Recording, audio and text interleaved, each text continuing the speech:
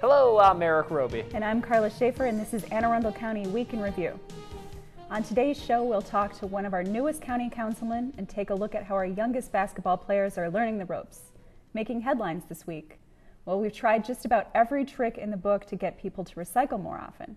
And now there's about to be a new law that would stop tricksters from stealing recyclables.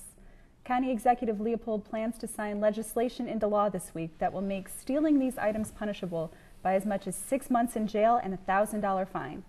The legislation, sponsored by Councilman John Grasso of Glen Burnie, targets scavengers who try to swipe cans, cardboard, and plastic containers at county facilities to sell them for personal profit. The county earns as much as $1.5 million each year by selling these items to recycling companies. County Executive Leopold said of the new law, "I am pleased to join the council in taking another step to enhance our recycling effort. Any legislation that helps maximize our revenue from recycling is a step forward." Our community spotlight shines brightly on an important group that strives for excellence here in Severna Park. Marina Hardy, one of our new community and constituent service representatives, talks with leaders of Aspire. Marina. Thank you so much, Erik. I'm Marina Hardy, and I'm here today with Sandy Spadaro and Pat Troy. Sandy Spadaro is the current president of Aspire, and Pat Troy is the founding president and current executive director of Aspire in Severna Park. Ladies, what does Aspire stand for? It's for the Association for Severna Park Improvement and Renewal and Enhancement. Great. I'm sure you guys do a lot of great stuff in the community. What led you to start Aspire, Pat? We noticed that there was no 501c3 organization in Severna Park that was focused on really building a better future for Severna Park. And we saw this niche and felt that if we could start something, we could make a difference. And actually grew out of a planning group that had people from the Greater Severna Park Council and the Greater Severna Park Chamber of Commerce. So it just seemed the smart thing to do to start a brand new organization that had strong ties to both. Fantastic. And when did the organization come about? 1994. Oh, fantastic. So it's almost coming up on a big anniversary here in a couple years. Yeah, we're getting there. And what role do you play separate from the other organizations in Severna Park? Well, I think that each organization has its niche, and our niche is focusing on the future. And we also try to keep our heritage alive and celebrate those people who make a difference.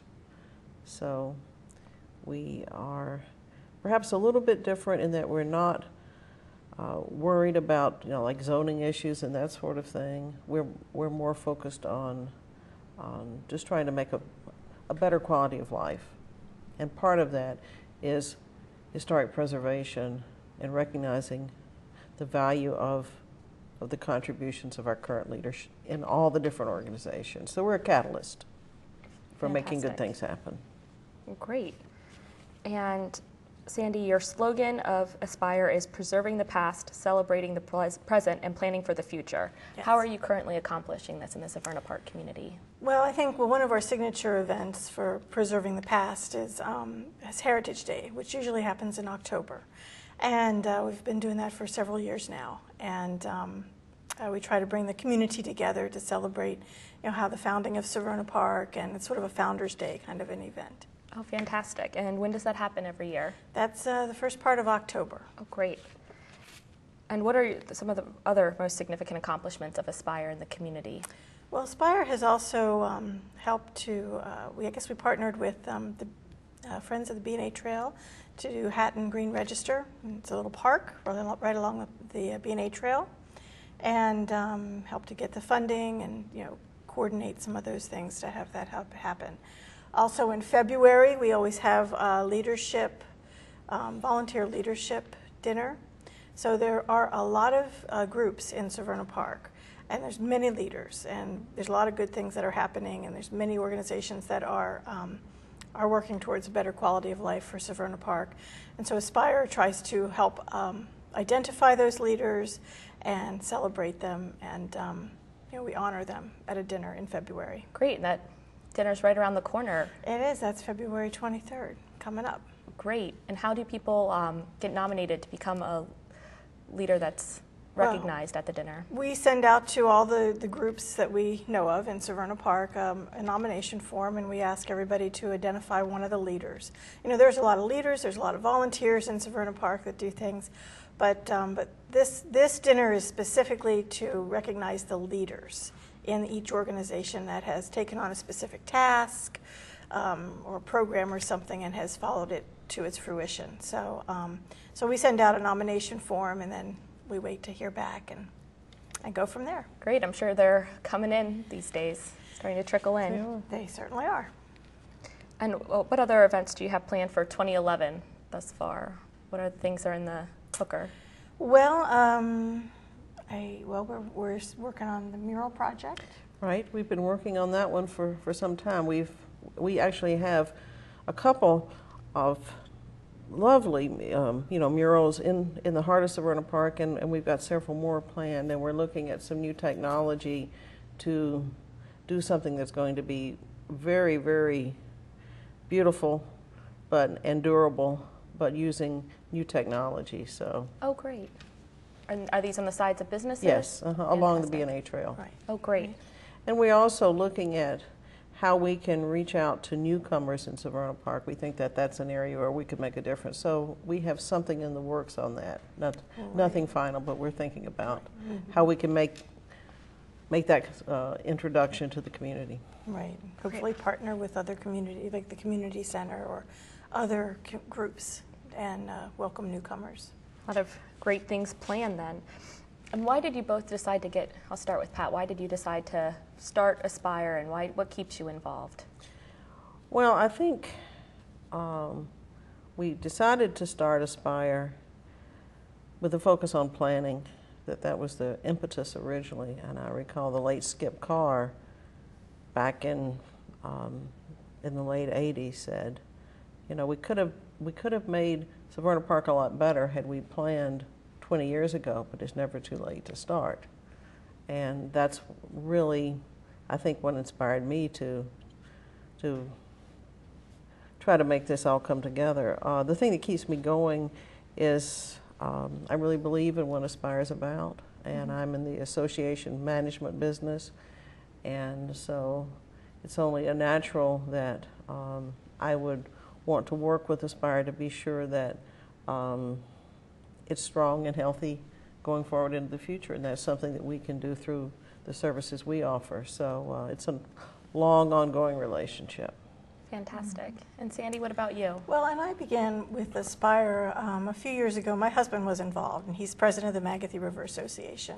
And so watching him interact with this group and the good work that they were doing, he was going to step down, and I wanted to be involved too. I think it's great to be helping to move forward, to improve your community, and I'm very passionate about that, and I think this is a good fit for me. Fantastic. And how long have you both lived in Severna Park? I moved here in 76, and still a relative newcomer. Yes. How about you, Sandy? I came in, well, I moved here in 1984, but before that, my husband kept his boat next door to a neighbor's house for since 1981, I think it was. So pretty much I've been coming out here, living here or visiting since the early 80s, and just love the community. It's a great place. And what's the greatest reward you've derived from Aspire personally, Pat?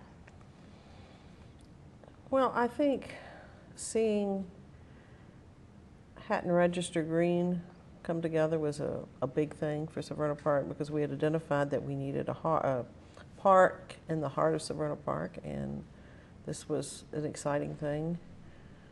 And I think the fact I think that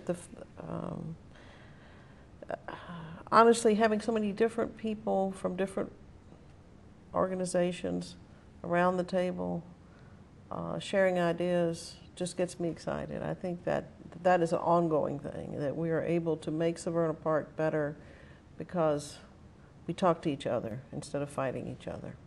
We try to solve our problems first. That's why oftentimes you'll see Severna Park down in force at the county council all together instead of against each other.